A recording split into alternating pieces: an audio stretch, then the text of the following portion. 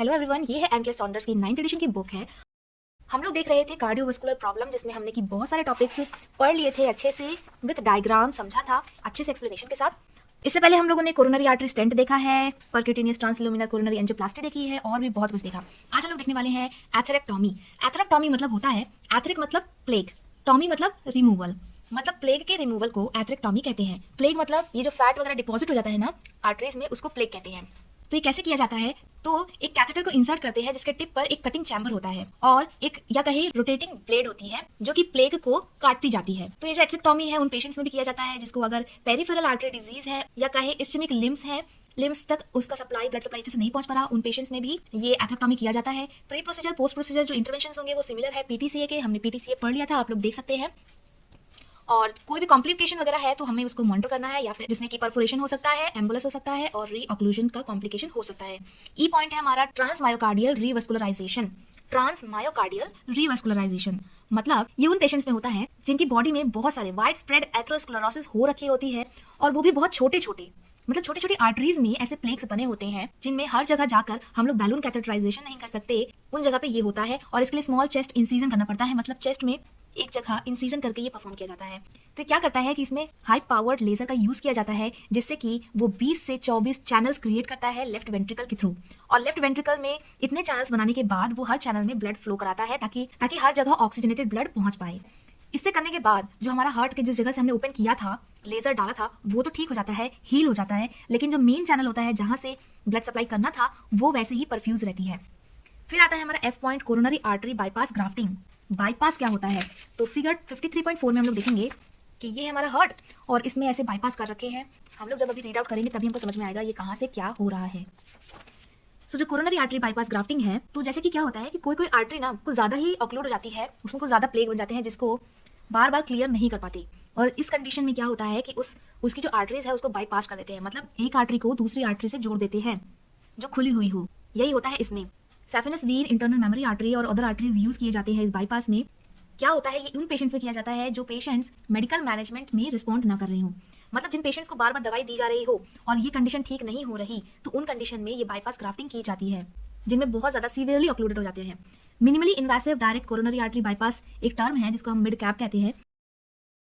तो ये है हमारा हार्ट, और हार्ट में आप लोग देख सकते हैं डायग्राम में कि ये है असेंडिंग आयोटा, ये है राइट कोरोनरी आर्टरी, ये है लेफ्ट कोरोनरी आर्टरी, ये है सर्कमफ्लेक्स आर्टरी, और ये है लेफ्ट एंटीरियर डिसेंडिंग आर्टरी। तो अगर इनमें ये जो येलो पोर्शन दिख रहा है ना, इन एरियाज में प्लेग हो गया है और आर्टरीज ऑक्लूड हो गई है, तो इसीलिए जहाँ पे ऑक्लूडेड नहीं है उस एरिया से कट करके आर्टरी को दूसरी जगह से जोड़ दिया जाता है डायरेक्ट, ताकि ऑक्लूडेड पोर्शन बीच में ना पाए और ब्लड सप्लाई अच्छे से मेंटेन हो जाए। तो ये है सैफिनस वीन ग्राफ्ट, और इस डायग्राम में है इंटरनल मेमोरी आर्टरी ग्राफ्ट। ऐसे ही कोरोनरी आर्टरी बाईपास सर्जरी की जाती है। तो प्री प्रोसीजर क्या क्या करना है? प्री प्रोसीजर में हमको क्लाइंट फैमिली को समझाना है पूरा, हमको पेशेंट को इन्फॉर्म करना है कि उसको हो सकता है एक्सटर्नल इंसिजन हो, मतलब स्टर्नम के पास कट लगाया जाए, या फिर हाथ में लगा सकते हैं या फिर लेग में लगा सकते हैं।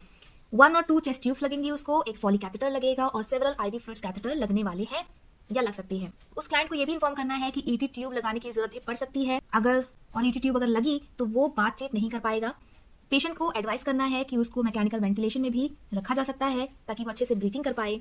क्लाइंट को बताना है, इंस्ट्रक्ट करना है कि पोस्ट ऑपरेटिव पेन हो सकता है और पेन मेडिकेशंस उसको दी जाएंगी। क्लाइंट को बताना है कि कैसे चेस्ट इंसिजन को स्प्लिंट करना है, कफ और डीप ब्रीथिंग एक्सरसाइज कैसे करनी है, कब करनी है, इंसेंटिव स्पायरोमीटर का यूज़ कैसे करना है, और आर्म और लेग एक्सरसाइजेस कैसे परफॉर्म करनी है, ये सब इंकरेज करना है एक नर्स को।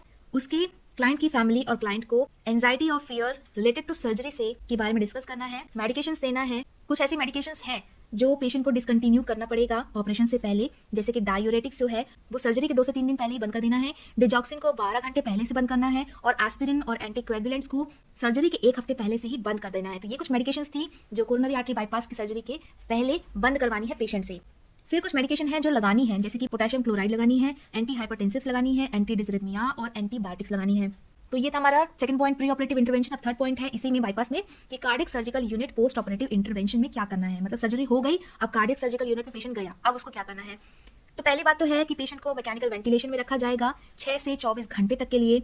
उसकी heart rate, rhythm, pulmonary artery, arterial pressure, urinary output, neurological status, ये सब कुछ मॉनिटर करना है अच्छे से क्लोजली। फिर मीडियास्टिनल और pleural chest tubes, water seal drainage system लगाए जा सकते हैं सक्शनिंग करने के लिए। और अगर ड्रेनेज 100 to 150 ml से ज़्यादा पर आवर से ज़्यादा अगर आ रही है तो हमको पीएसएपी को तुरंत ही इन्फॉर्म करना है। जो भी एपिकार्डियल पेसिंग वायर्स लगे हैं मतलब हार्ट के ऊपर एपिकार्डियल में, उसको कवर करना है स्टेराइल कैप के थ्रू।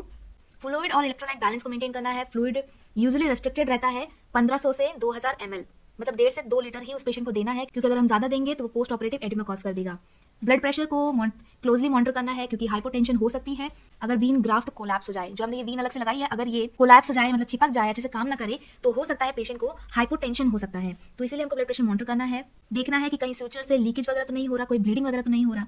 टेम्परेचर मॉनिटर करना है, वार्म और थर्मल ब्लैंकेट्स प्रोवाइड करानी है, उसका टेम्परेचर इतना मेंटेन रखना है। अगर पेशेंट का टेम्परेचर इससे कम हो जाए तो पेशेंट को रीवार्म करना है। बहुत तेजी से नहीं करना है, तेजी से करेंगे तो पेशेंट शिवरिंग करने लगेगा। पोटेशियम उस पेशेंट को देना है 4 to 5 milliequivalent per litre के लेवल पे, ताकि कोई डिसरिथमिया वगैरह ना हो पाए, क्योंकि जो पोटेशियम है वो हार्ट में डिसरिथमिया कॉज करता है।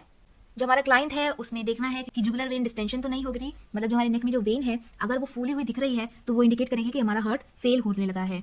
Jugular vein distension with clear lung sound, equalization of right atrial pressure and pulmonary artery wedge pressure, pulses, paradoxus, ये सब कुछ हमको मॉनिटर करना है।